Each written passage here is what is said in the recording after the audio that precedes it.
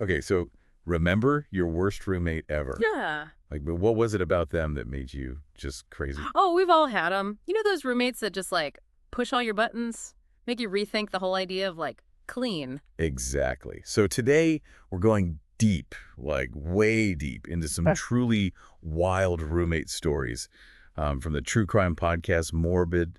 We're taking out their worst roommate ever episode, and let me tell you, it gets pretty intense. Oh yeah, we're talking about roommates who dabbled in the dark arts, confessed to some serious stuff, and even maybe, just maybe, had some ghostly roomies. So if you're dealing with roommate drama right now, this episode might just make you feel a little better about your own situation. Or, might make you want to double check your lease and maybe invest in a security system. Yeah, maybe. All right, so first up, we've got a story from a listener named Hannah, a college freshman who got a crash course in roommate compatibility the hard way. So Hannah's best friend, Ella, got randomly assigned this roommate named Molly. Now, Molly was into witchcraft, which, hey, you do you. But things got a little weird when Molly's exploration started messing with Ella's life. Like, how weird are we talking? So apparently, Molly was filming adult content in their dorm room. Aside from the awkwardness, that's a major privacy violation, and not to mention against the dorm rules, probably. Yeah, no kidding. And not exactly sanitary, especially when you consider she was also leaving, get this, sex toys and murky water in the shared microwave. Seriously, who does that? I don't even want to know. So Molly was eventually asked to leave the dorm, which, no surprise there. But as she's packing her stuff, she drops this bombshell on Ella. Okay, I'm on the edge of my seat here. What'd she say? She told Ella she'd put a hex on her. A hex. I've heard of roommates borrowing clothes without asking or eating the last slice of pizza, but this is a whole new level of roommate revenge. Right. And unfortunately for Ella, it gets worse. After Molly left, Ella, who was a healthy athlete before all this, starts having all these health problems. Like what kind of health problems? Serious illness. Tore her ACL playing soccer. Even a brain bleed. Wow. Okay, that's a lot. Do you think the hex had something to do with it? I mean, it's hard to say, but it makes you wonder about the power of suggestion, right? Could believing in the hex, on top of the stress of the whole situation, have actually manifested in those physical problems? That's a really interesting point. It's like the mind-body connection is a powerful thing. It really is. It makes you think there might be more to this story than just a coincidence. Okay, so this next story, it goes from witchcraft to, well, a little more true crime. This one's from Sophie, who found herself in a situation that went from awkward to straight up terrifying. It all started when she found her roommate crying in the bathtub, which, happens in college. Right. Midterms, bad breakups, you name it. Exactly. But what happened next was definitely not typical. Her roommate, in this vulnerable moment, confesses to Sophie that she had committed a heinous crime. Whoa. Okay, this isn't like I accidentally stole your favorite shirt kind of confession. Nope. And the details, which the listener didn't share, were so disturbing that Sophie was left reeling. So she's suddenly in this impossible situation, right? Yeah. What do you even do when your roommate confesses to something awful? Right. And to make matters worse, the victim didn't want to relive the trauma by pressing charges. Ah, that's just heartbreaking. Sophie eventually decided to anonymously report her roommate to campus police. She also reached out to the victim to offer support and let her know she wasn't alone. That was really brave of her. Yeah. But you said unintended consequences. What happened? So just a few days after the report, Sophie gets back to her dorm and is hit with this overpowering chemical smell. Turns out her roommate had mixed a bunch of cleaning products, making this toxic gas. Wait, are we really supposed to believe this was just some random cleaning spree? Well, it gets even weirder. Sophie's roommate later admitted to searching online for what happens when you mix those specific chemicals. Oh no, that sounds like it was intentional. Like trying to get back at Sophie for reporting her. It really does. But here's the kicker. When Sophie reported this incident to the campus police, they basically blew it off as just teenage girl drama. Seriously? Yeah. They didn't even consider that it could be a deliberate poisoning attempt. It seems not, and that's really concerning, It really shows how incidents like this, especially those involving young women, can get dismissed or downplayed. It's scary to think that someone could potentially get away with something so dangerous just because the authorities didn't take it seriously. Absolutely. It really highlights the need for better awareness and training when responding to these kinds of situations, regardless of gender or age. Okay, so let's take a little break from the heavy stuff and dive into a story that's a little less true crime and a little more, well, paranormal. All right, sounds good.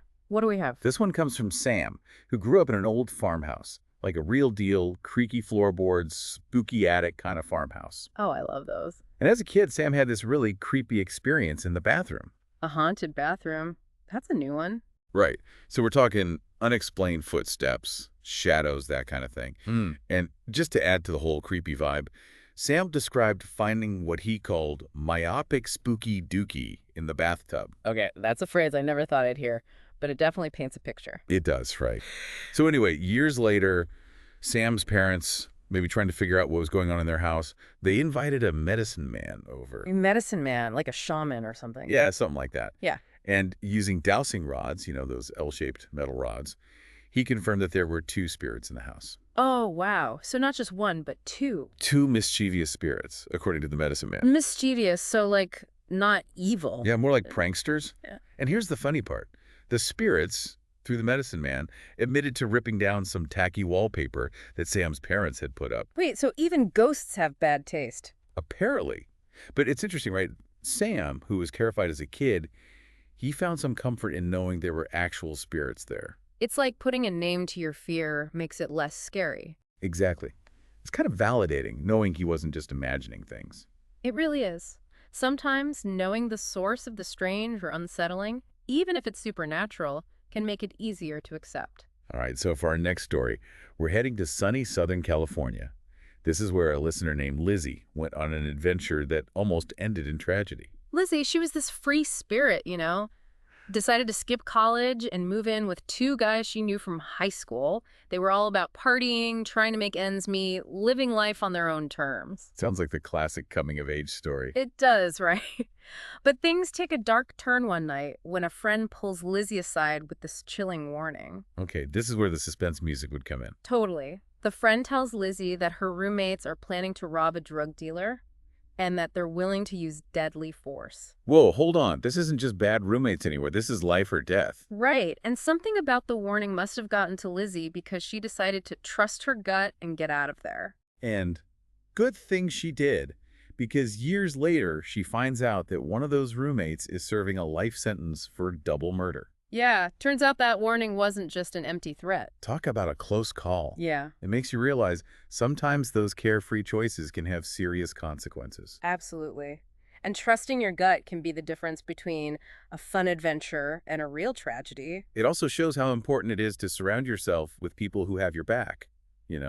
People who will look out for you and warn you when something feels wrong. Definitely. Because sometimes the people who seem the most fun can also be the most dangerous. It's true. You really can't judge a book by its cover. All right, so one last roommate tale before we wrap up this part of our deep dive. And this one comes from Neva. Remember her. She's the self-proclaimed ghost fan with the unique wedding ring. Oh, yeah. The nameless ghoul rings. Those are pretty cool. But what's her story about? Well, Neva shared an experience about living in a haunted apartment in San Diego where she had some pretty creepy paranormal encounters. Okay, tell me more. Did she have ghostly roommates? According to Neva, she saw strange orbs of light and even the silhouette of a young boy with a bowl cut in her bedroom window. A bowl cut? Even ghosts have questionable hairstyles, I guess. Apparently so. But the creepiest part is when Neva felt a ghostly hand brush against her leg while she was in bed. Okay, now that's just crossing a line. Ghost fan or not, that would freak me out. Right. It makes you think about those paranormal experiences. Are they just in our heads or is something else going on? I don't know, and honestly, I'm not sure I want to find out. Fair enough. But Neva's story, even if you're not into ghosts, shows that there are things we might never understand. It's true. Some things are just beyond our comprehension. So maybe we should all take a page from Neva's book and set some boundaries with any resident ghosts, just in case. That's probably a good idea. All right, so what have we learned from all these crazy roommate stories? Seems like sharing a living space is kind of like playing roommate roulette. It really is. You just never know who you're living with, what they're hiding, or what kind of weird experiences might be waiting around the corner. Yeah, and while most roommates probably aren't going to put a hex on you, confess to crimes, or introduce you to their ghost buddies, these stories do remind us that even the most normal situations can have their surprises. Definitely. And sometimes those surprises can be a lot more than just annoying. They can be scary. So what can we do to make sure we don't end up in a roommate situation from hell? Well, first off, be careful when you're choosing a roommate. Don't just jump into a living arrangement without getting to know the person. Yeah, ask questions, Look out for any red flags. And most importantly, trust your gut feeling. Exactly. And once you're living with someone, communication is key. Be upfront about your expectations, set boundaries, and don't be afraid to talk about problems as they come up. Because, as we've heard today, sometimes a roommate can be a lot more than just a messy inconvenience. That's right. They can be a source of danger, a reminder that things aren't always as they seem, or even sometimes a spooky visitor from the other side. Speaking of things being worse, remember Hannah's friend Ella, the one whose roommate put a hex on her? Oh yeah, the one who liked to film adult content and leave weird stuff in the microwave. Right, that one. Well, it turns out Hannah had another roommate experience that same year that was almost as bad, and it brings up something we've seen a few times in these stories already. Another one. Man, freshman year sounds rough. Yeah, it does. So this time, Hannah's roommate was named Sophie, and one night, Sophie just breaks down and confesses to Hannah that she committed a serious crime. Wait, this sounds familiar. It's like that other story we heard from a different Sophie where her roommate confessed in the bathtub. You're totally right. It's like this weird echo, this theme of roommates having these dark secrets. It's kind of creepy when you think about it. How many people are out there dealing with something like that? A roommate's confession. It's a lot to handle. Anyway, so Hannah's in this tough spot, just like the other Sophie, right? What do you even do with that kind of knowledge? Especially when the victim doesn't want to press charges. Exactly. Hannah ended up anonymously reporting Sophie to campus police, just like the other Sophie did, and she reached out to the victim to offer support. That's a tough call. But sounds like she did the right thing. But you mentioned unintended consequences. What happened? So a couple days later, Hannah comes back to her dorm, and the whole place is filled with this awful chemical smell. Sophie had mixed a bunch of cleaning products, and it created this toxic gas. Wait, are we supposed to believe she was just cleaning? Well, it gets weirder. Sophie admitted to looking up what happens when you mix those specific chemicals online. Oh, come on. That's too much of a coincidence. Sounds like she might have been trying to poison Anna. It's possible, right? But get this, when Hannah reported it to campus police, they just dismissed it as teenage girl drama. No way. That's terrible. How many dangerous situations get ignored or downplayed just because of who's involved? It's a good point. Sometimes the system doesn't work the way it should. Okay, so let's switch gears for a minute. Remember Sam's story about the haunted farmhouse? The myopic, spooky dookie one, how could I forget? Right. So he experienced all that creepy stuff as a kid, but later, when he found out there were actually spirits there, he felt better about it. Yeah, it's interesting, right? Like, as a kid, he was terrified, but then knowing there were spirits there, it was almost comforting. It's like knowing the source of your fear, even if it's ghosts, makes it less scary. Exactly. Knowledge is power, even when it comes to the paranormal. Sometimes, just having an explanation helps. True. Maybe we shouldn't be afraid of the things that go bump in the night, you know? Maybe we should try to understand them. I think I'll stick to keeping my distance, but I get your point. Okay, so Lizzie's story about the robbery and the close call. It shows how important it is to trust your gut. Yeah, totally. Lizzie listened to that warning, even though it meant leaving behind a fun lifestyle. And it probably saved her life. It's so easy to get caught up in the moment, especially when you're young. You have to remember that not everyone has good intentions, and sometimes the most exciting paths can lead to danger. It's all about being careful, evaluating situations, and putting your safety first. And having a good support system, people you trust. Okay, lastly, Neva's ghostly encounter.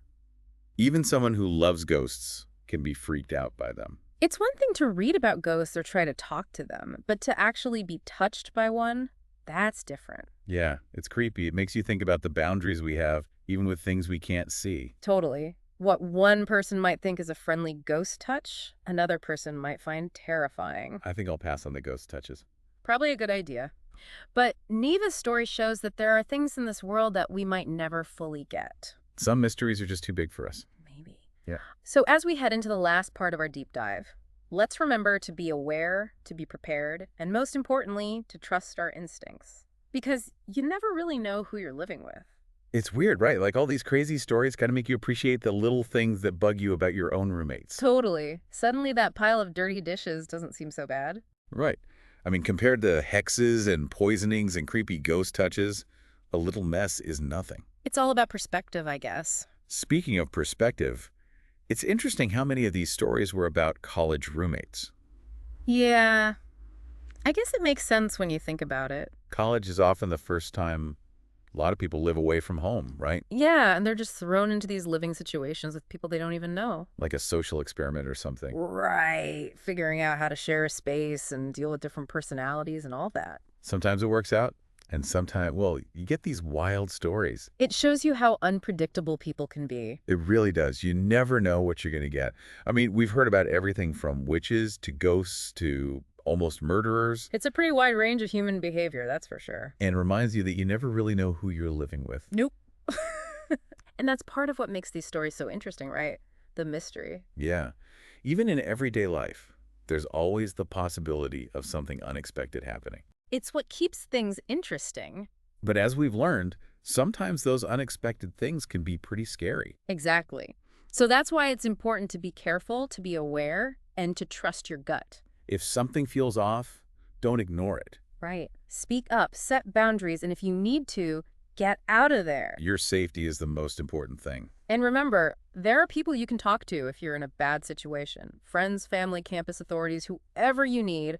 Don't be afraid to ask for help. So wrapping up this deep dive into worst roommates, what's the biggest lesson here? Trust your instincts. If something feels wrong, don't ignore it.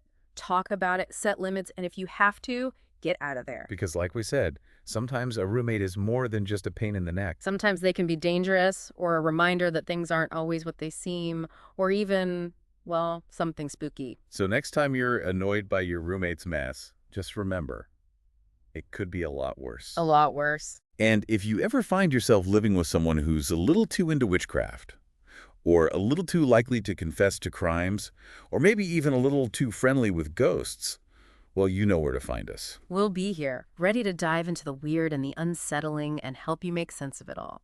Until next time, stay curious, stay safe, and maybe keep a nightlight on, just in case.